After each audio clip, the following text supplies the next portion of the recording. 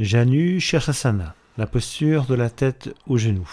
À partir d'une assise, on replie donc une jambe, talon périnée, l'autre jambe s'étire et s'ouvre pour former un angle assez ouvert par rapport à l'autre replié. Pas d'angle droit entre les deux jambes, nous ne sommes pas dans la demi-pince. On peut s'échauffer en expirant et en posant les mains plusieurs fois à droite et à gauche du bassin fessier et en venant progressivement donc descendre notre axe au centre. Et puis ensuite, évidemment, on inspire en levant les bras dans l'axe. Ensuite, on se décale et on expire en se penchant le long de la jambe étendue, les doigts qui attrapent donc les orteils ou la cheville ou le talon. La tête, le front sont attirés par le genou. Bien sûr, on adapte en fonction.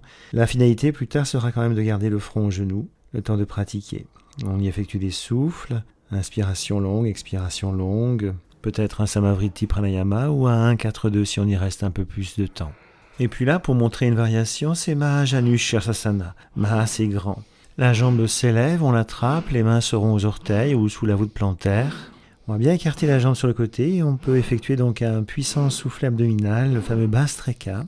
Nasakra Drishti, le regard sur le bout du nez, Mula Bandha bien sûr, Uddiyana Bandha, Jalandhara Bandha sont placés. Et après une inspiration, une tenue poumon plein, l'expiration, on vient reposer la jambe et savourer à l'instant. On va montrer une adaptation, toujours du même côté, de la posture de Mahajanu Sirsasana. Donc la jambe étirée et le front le plus proche possible du genou. Avec la main du même côté que le pied, on s'attrape le gros orteil et l'autre main se place soit sous la cuisse, soit sous le mollet, voire même les deux mains sous la cuisse ou sous le mollet, et le plus possible la tête qui va vers le genou. Là aussi, ce n'est pas la posture de la demi-pince en élévation. La jambe est là décalée avec l'angle créé. Et puis on effectuera bien sûr l'autre côté en étirant la jambe gauche, les deux mains sur les deux genoux. On peut faire différemment pour commencer en étirant les bras dans l'axe sur l'inspiration. Puis on se décalera du côté gauche et en expirant, donc on plongera le long de la jambe gauche en s'attrapant donc les orteils, le front sur le genou ou autre adaptation évidemment si ce n'est point impossible.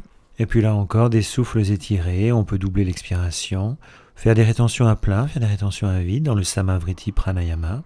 On peut aussi effectuer des Bhastrika. On place bien les sauts énergétiques, le regard sur le bout du nez, la contraction de la base, la rétractation du ventre et la gorge resserrée.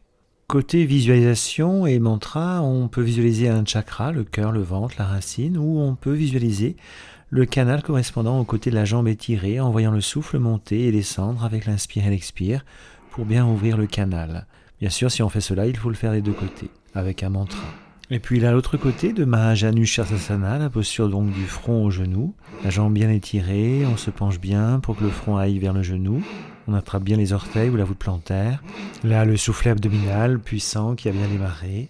On peut effectuer d'autres souffles avec cette posture. Une inspiration, une rétention et une expiration, on pourra reposer. Là, il est montré à nouveau des adaptations si on n'arrive pas évidemment à étirer la jambe et à poser le front sur le genou.